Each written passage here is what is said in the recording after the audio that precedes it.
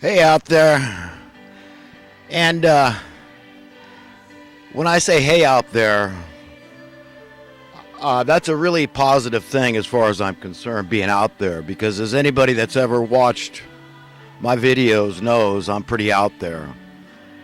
Then again, everything's relative, right? So I think it's a good thing to be out there, and be on a whole nother level than the people of this world. And I make a distinction between the people of the world and the people that are in the world, because we're all stuck in the world.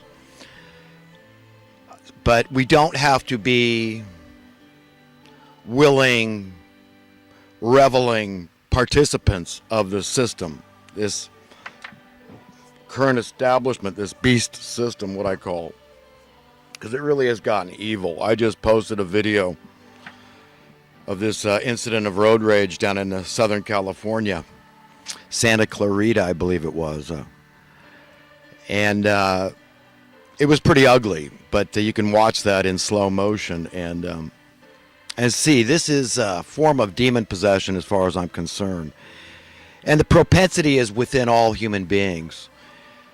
First, it starts off with a bad attitude, machismo. Typically, it's men involved in these things, the ego, vanity, all this BS nonsense, like what did King Solomon call it? Vanity. But pride, false pride and all this, and conceit, this sort of stuff. But it starts off kind of theatrical. Well, I'm just going to, teach this person a lesson in the way I choose best. And next thing you know, the lines are completely gone. They're not only blurred, but they're gone. You've got no boundaries. And evil has taken over the heart, the mind of the man. And you see what the results can be. And it's the same thing with this ISIS and all this terrorism. They want to split hairs and, was this a hate crime or was this terror? Who gives a crap? If it's terrible, if it's terrorizing, if it's hateful, it's all hateful. Hate is terror, and terror is hate. I mean, it's just all part and parcel. So it's a big problem in our society in this 21st century. I can see these men, they're uptight, they're stressed out, not too happy about not having any hope of being a homeowner, probably. Not happy about their lot in life as being born rent slaves, like livestock, cattle, farm animals, some sort, just to support the bankster class, these big fat leeches, and their minions thereof, because there's a whole lot of special interest groups that are interconnected that work together to form this big hydra monopoly, and it's evil. So I do want to get right into current events. I keep running out of tape, running out of time, and I'm trying to really cut my time. I am really trying. But I feel like I've got stuff to say that's not being said, and that's the reason why I do these videos, okay? I mean, it's true that I admit Alex Jones inspired me, because here's a guy 15 years younger than myself that has a whole lot more learning of the kind of stuff that we need to learn. We need to learn how the evil people operate and what's going on. We don't want to prescribe to this philosophy they try to sell us of ignorance is bliss. But the reason I keep making videos, it's not just a one-time thing or a spotty thing, why I try to do it regularly, is because I go over a lot of the same stuff. And I just think it's important stuff that's not being said out there in any kind of a large platform, with a megaphone, so to speak. And so that's why I keep doing what I do. I got crap in my eyes. I'm going to take a second and clean my eye out. I'm back. So anyhow, I know I'm talking a little slow. It's been really hot around here. I almost started taping today in my boxers. I mean, the brain just isn't, up to snuff when it's been as hot around here. It's I even forgot to give the date. This is Friday, June 23rd, 2017, and right now it's about just about 5 minutes before 10 in the morning here in Northern California. So if you can forgive me, but my brain isn't all up to snuff, and I'll just silently pray that God will help me get through this this taping today.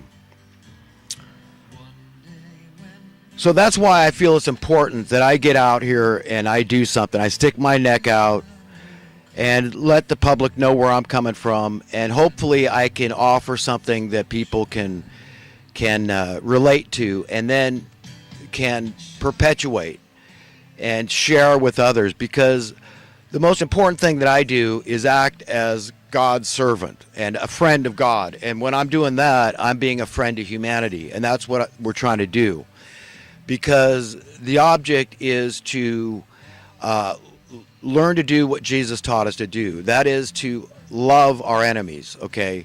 And as far out as that seems, and I hear people mocking that idea to this day, and people that profess Christianity, okay, but this is vital for people to understand. It doesn't mean that I don't believe that it's possible I might have to kill my enemy, okay, but I'm going to do it with a pure heart. You understand the difference?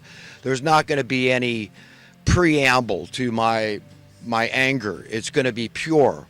You know, kind of like Moses. He didn't think it through. It wasn't first-degree murder when he killed the slave driver that was beating his slave, right? He just went and did it. It was spontaneous. So that's the difference. That's what a pacifist does. It doesn't mean he's a coward. It doesn't mean that he's incapable of using violence. It just means that it's a last resort. And what we're called on to do is to step up to the plate as God's loyal and trustworthy servants and get out there and win friends for him through teaching. Okay, I teach. And I don't want to be a leader, but it actually turns out that your teachers are your leaders. And when I see a guy like Alex Jones that knows so much more than I do about something, I listen, and then I learn, and then I become a teacher of those same things. It's just like all of us when we learn from different people. These teachers are the leaders. Teachers are leaders. I mean, that's the way it works. That's who you learn from. That's who leads you into more understanding and more empowerment through that understanding, through that wisdom, knowledge, okay, education, information. Okay, it's the same thing, information and education. So these are the leaders, as the educators, the informers. So anyhow, I guess now that I have prefaced the beginning here a little bit with where I'm coming from this morning, it's already. I mean, you wake up and it's over 80 degrees, and right now it's almost 86 degrees. I see 87 degrees maybe. So it's pretty rough, you know. And I know everybody else has to go through this too. But the thing is, the older you get, the more difficult it gets. This is why people will tell you, listen to your elders, because they can give you tidbits of wisdom that you don't see when you're young. You feel invincible. You know, you feel like you're invulnerable. But the fact is that we're all in the same boat. I like to joke with young people, and I'll say, hey, you know, whatever you do in life, don't grow old. And I get a kick out of that because, I mean, of course, there's nothing they can do about it. I mean, that's what we're supposed to do. We're supposed to live and ripen and grow old and mature and all that kind of stuff, and live a good long life, have longevity, and hopefully be healthy during that period. So it's critical that we have empathy and compassion and mercy for each other, and especially the elders, because, you know, they're a little bit closer to the grave than the young people. So there's some basis for why we're supposed to respect our elders and listen to them. But of course, you know, everything has to be with a caveat. You know, you take everything with a grain of salt, because a lot of stuff is paradoxical and you can't trust anybody. You've got to be sharp. This is why I say know the Bible, because the devil knows the Bible and he'll use it to his advantage if he can. If you know less than he does, he's going to use it to trick you, to deceive you. There is stuff written in the Bible that probably shouldn't be there. And there's stuff that's been omitted from the Bible that probably shouldn't have been omitted. And you can find out that that statement I just made from the very last chapter in the Bible, chapter 22 in the book of Revelation, where it talks about if anybody adds to this book or if anybody takes away from this book, these plagues are going to be added to them. So it's a very serious business, but the devil has never been one to revere God's word and what he says. Of course, he challenges God. He rebels against God. He wants to set his throne above God, literally. That's the devil.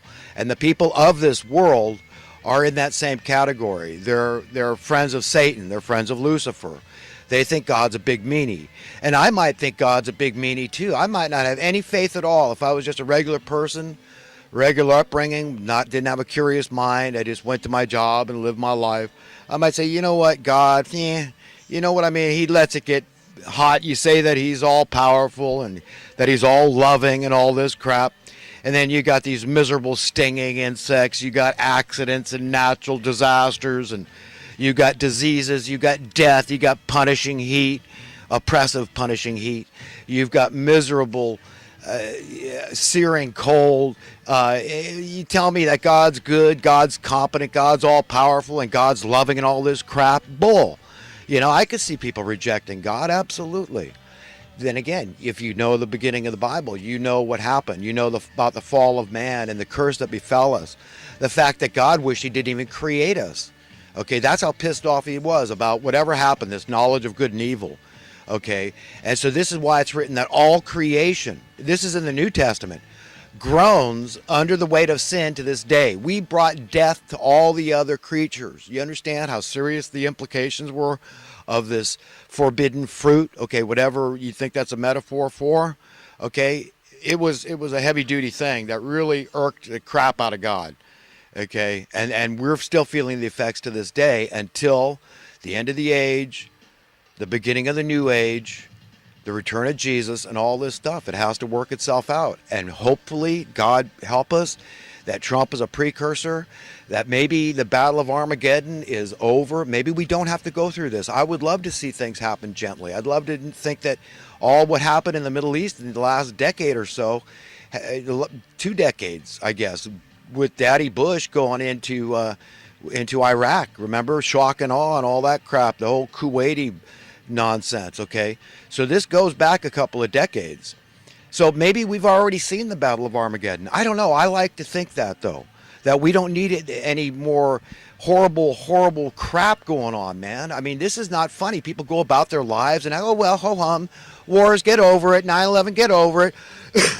Bankster takeover, bailout, euphemistically called in '08. Oh, just get over it. Go on. Get on with your life. Move along now. Move along. You know, that Overton window's moving. Yeah, just go along. Go with the flow. Get with the program.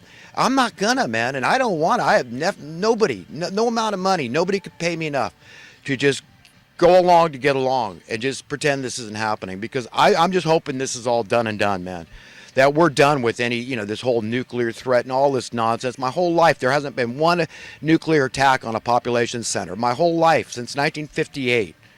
But there's that threat's been hanging. What's that? Oh, they're stepping up the nuclear talk, Cold War, Korea, blah, blah. I get worried about this crap. I'm not gonna.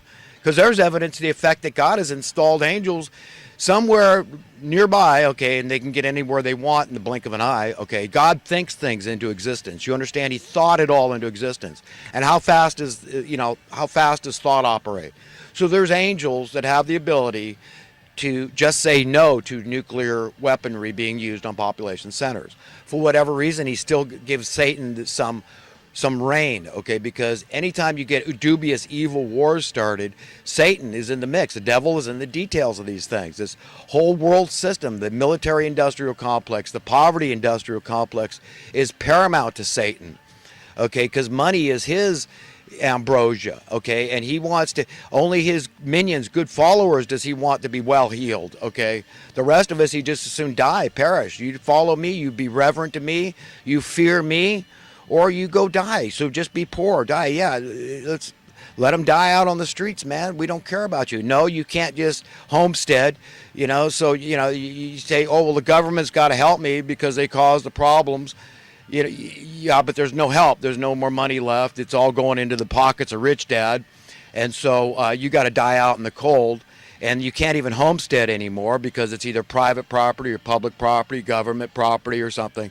And, you know, so you get no part of that. I mean, all these guys, it's okay. They were born with a silver spoon in their mouth, but not you get bupkis for you, okay? That's the reality. This is what we're accepting as okay. And the prisons are filled with people that acted because they were financially, economically desperate through extreme poverty. Okay, this is a matter of fact. I'm not just theorizing here. This is not conjecture. This is a matter of fact if you learn. Okay, and I have learned. I know what I'm saying to